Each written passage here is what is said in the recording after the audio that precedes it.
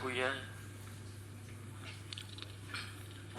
Ya, pertanyaan yang pertama, saya ingin, nama saya Kayan Manggala dari Kota Cirebon. Pertanyaan saya yang pertama masih berkaitan dengan kitab Lahtazan ya. Jadi saya ingin flashback ya. Kitab Lahtazan ini sebenarnya oleh pengarang ini kenapa atau inspirasinya apa memberi nama kitab ini Lahtazan itu? Apakah terinspirasi oleh surat atau baitu yang ada kata Lahtazannya atau seperti apa? Karena biasanya para pengarang itu memberi judul kitab Lahtazan itu pasti sebuah kitab itu pasti ada inspirasinya dan ada ceritanya atau gimana, seperti kayak kitab yang lain-lain juga ya, kitab awam karena mimpi dan yang lain-lain juga. Yang kedua, pertanyaannya, punten Buya, kula pengen ayo bisa mah jaluk amalan.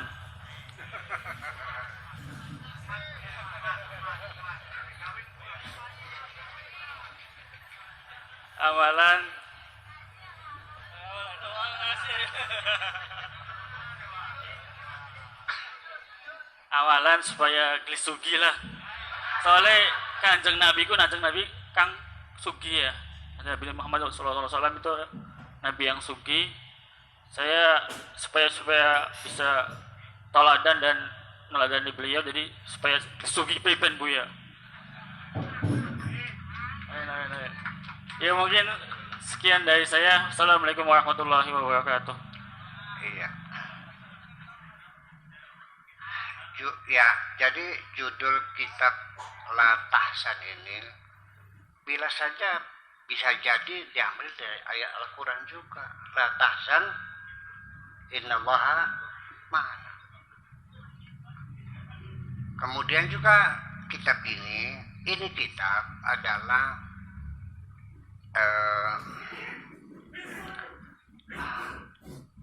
human relation sesungguhnya. Lebih banyak muatannya human relation, al-ilaqat insaniyah, bukan kemanusiaan.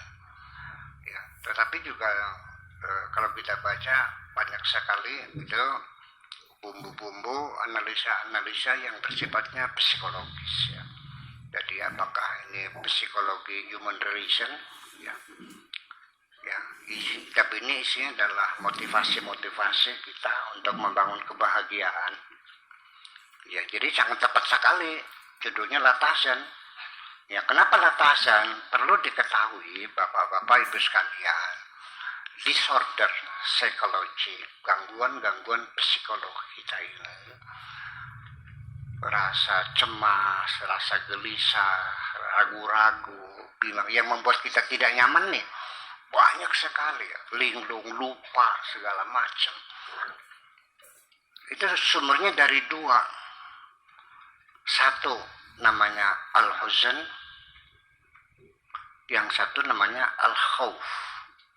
Ini dua penyakit jiwa yang merusak kesehatan jiwa kita. Ini dua, rasa sedih dan rasa takut.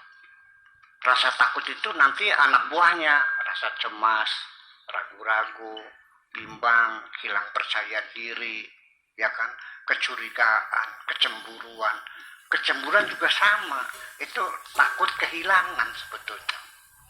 Cemburumu kepada suami itu adalah ketakutanmu akan kehilangan suami.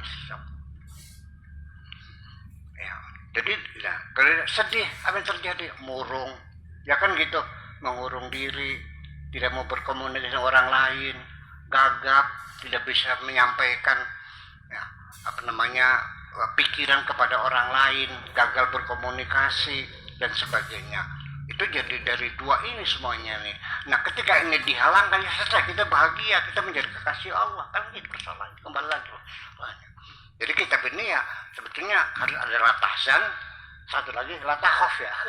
Semua jadi lengkap, ada dua, latahzan dan latahaf. Ini mengelatahzan. Nah, kenapa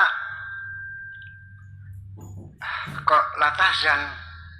Sedangkan di Al-Quran itu mana yang didahulukan? Khawf dulu, Pak, huzan dulu. Inna awliya Allahi la khawfun walahum yahzanun. Nah, kalau khawfun pakai masdar. Jadi kita perhatikan, pakai masdar, khawfun. Kalau huzan pakai fi'il. La yahzanun. Nah, apa bedanya isim dengan fi'il? Dalam jumlah, dalam kalimat sempurna, bahwa ketika kita menyebutkannya dengan isim, itu yufidu makna ad-dawam wal istimrar, tetap dan berkelanjutan. Umpamanya saya mengatakan di kebun cinta ini, kebun sufi ini, pohon mangganya sudah tinggi. Saya akan mengatakan ra'aitu syajaratan 'aliyatan. Udah mentok. Udah sementok segitu. Bulan lagi sini ya segitu, ya tingginya segitu. Udah. Tapi ketika saya datang ke Banjarang Masjid ini, ada pohon mangga juga. Setiap saya ke situ tambah dur. Nanti bulan lagi tambah tinggi lagi. Maka saya mengatakannya ra'aitu syajaratan ta'lu. Bukan aliyat tetapi ta'lu. Ra'aitu syajaratan ta'lu.